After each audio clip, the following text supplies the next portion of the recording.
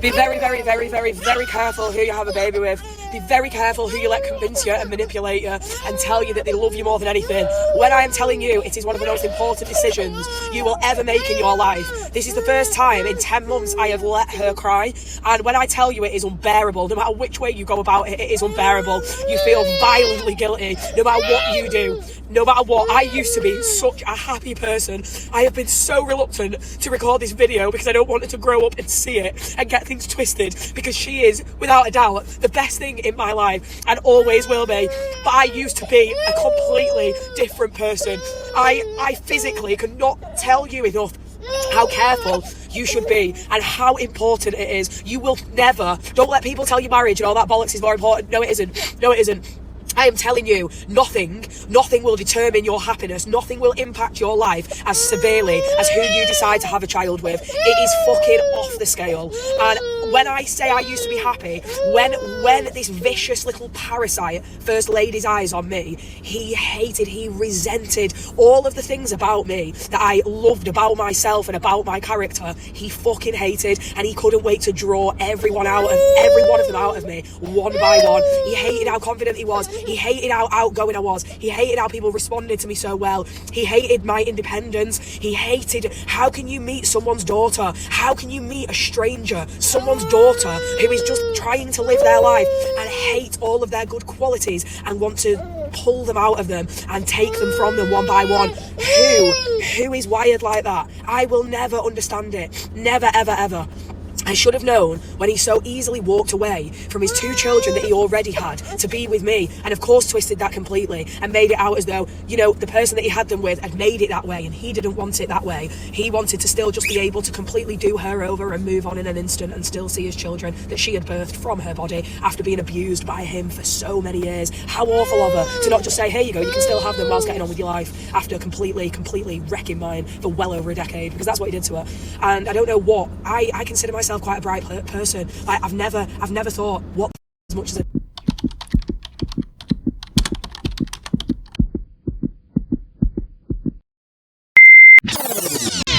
See, ladies, the reality is many young women tend to realize this when it's too late, and that's very unfortunate. Just because a man can pursue you aggressively doesn't mean that he can love you correctly. Aggressive pursuit does not mean correct love. Because a man could chase you with passion, but he still lacks character. He can chase and he can hunt your body, but he doesn't have what it takes to protect your heart. And a majority of them, if not all, can impregnate you, but that doesn't mean that they can lead you. Because a man could want your body today and disappear tomorrow, because seed does not require and it does not equal commitment. And pregnancy does not equal partnership. I'll have you know that. You can't keep a man around by getting pregnant, fam. What happens next after such poor decisions are made? Vision has been destroyed. Destiny has been shifted. Lives are being wrecked. So a wise woman will have to ask these questions before she falls into that trap. Does he have vision? Does he have discipline? Does he walk with God? Does he fear God? That's even more important than even saying you're walking with God. Does he have patience? Is he responsible? Does he have emotional control? That's what a wise woman would ask. But unfortunately, the naive or the green woman that doesn't understand life as yet would say in her heart, she doesn't even ask questions. She just says, he wants me, so that means he loves me. Ladies, that is not true. And that's where life begins to change for many. Not even gradually, but permanently. What's going on, family? This is Oswin from Impact Nations Global. I'm on a mission to reach 1 million people over the next couple of years. 1 million lives impacted. And here's how you can help. Number 1, like the video. It tells the algorithm that you find this information useful, and it will push it out to like-minded people. Number 2, subscribe. I appreciate it a lot. And number 3, leave a comment down below. Let's have a conversation. I want you to listen carefully, because this conversation, it isn't just about mistakes. It's about your destiny. Life, understand this, life is not random, and relationships are not neutral. Every connection is either pulling you towards your purpose or dragging you towards destruction. And the enemy, the devil, yes, the devil, he knows that if he cannot destroy a woman directly, he will send the wrong man to do the job slowly. Because sometimes the greatest spiritual attacks in your life doesn't come from demons, witchcraft, or curses. Sometimes it shows up with a handsome face, a smooth voice, confidence, and the attention that you thought was love. See, ladies, because Satan, he doesn't tempt you with what you want. He tempts you with what you desire deeply. And sometimes those qualities do not align with what God requires for you. Now, here's the truth. A man without self-control is a danger to a woman with purpose. In the Bible, Proverbs says a man without self-control is like a city broken into left without walls. What does that mean? It means if a man has no discipline, he cannot protect it because he cannot even control himself. And if a man cannot govern his own emotions, his desires, his impulses, or his responsibility, then his presence in your life will eventually cost you your peace.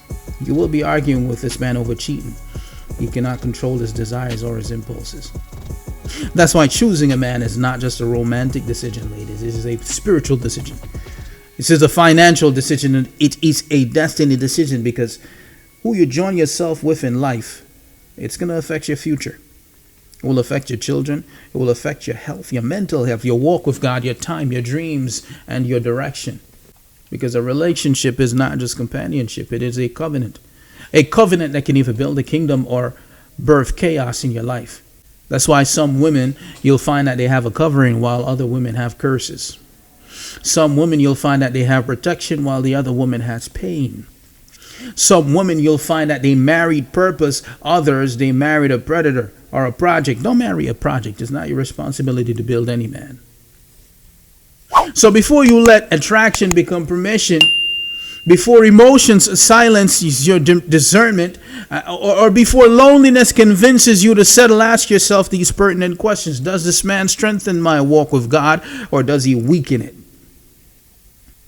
Does he bring peace, or does he bring confusion? Does he honor responsibility, or does he run from it? And this is the most important question. This will let you know if you want to lie to yourself or not. If I had a daughter, would I want her to date this man or a man just like him? Because if that answer is no, then the relationship is already a warning. Love should elevate you and not reduce you. Love should elevate you, not reduce you. And don't get me wrong, I'm not saying you're going to find people perfect out here, but you've got to look deeper into the decisions you make about who you spend your life with. Because you see, once a woman understands her worth, once she understands her calling and her God-given identity, she's no longer going to compete to be chosen. She becomes selective in who she allows to access her. And ladies, before we end this video, I want you to hear me clearly.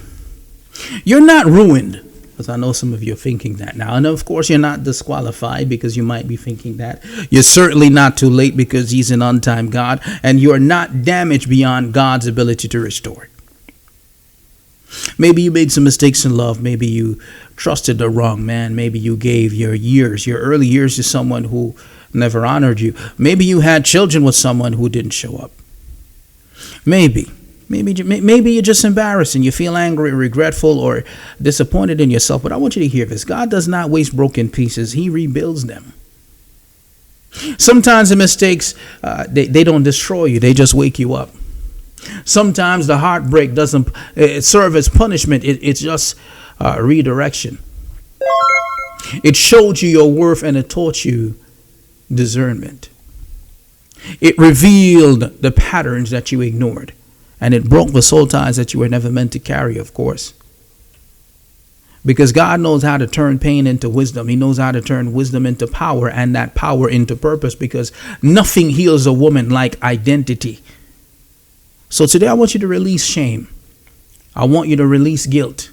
Release resentment. Release the lie that you must settle just because someone else misused you. Because your value does not decrease because someone else failed to honor it. So from today forward, I want you to declare this, and I want you to believe it by faith, that I choose wholeness. I choose wisdom. I choose standards. I choose healing. I choose myself. And I choose God's timing over my emotions, because there is a man who will love you with intention, not just impulse. A man who will cover you and not confuse you. A man who will pray for you, not play you. And a man who will lead with purpose, not lust. But before God sends that kind of man, he often prepares the woman first. So if this message touched you, I want you to pause for a moment and close your eyes and receive this prayer. Father, in the name of Jesus, I lift up every woman that is listening right now. I pray, Father, that you heal their heart, heal every soul tie, silence every voice of regret, and restore the identity and confidence of the worth of every woman that is listening right now. Teach her discernment, patience, and self-love that is rooted in Christ. Help her to learn how to protect her future. Guard her children and align her path with your best, not her past. Strengthen the walk of every woman that is listening right now, and help them to walk away from everything that is beneath them and that is beneath their calling. Prepare every woman on this video right now for a love that reflects Jesus Christ, not her history. And listen, if this message blessed you, I don't want you to leave quietly. I want you to leave a comment below. Just say, I choose differently. Or whatever it is that God placed on your heart, whatever is stirred in your spirit.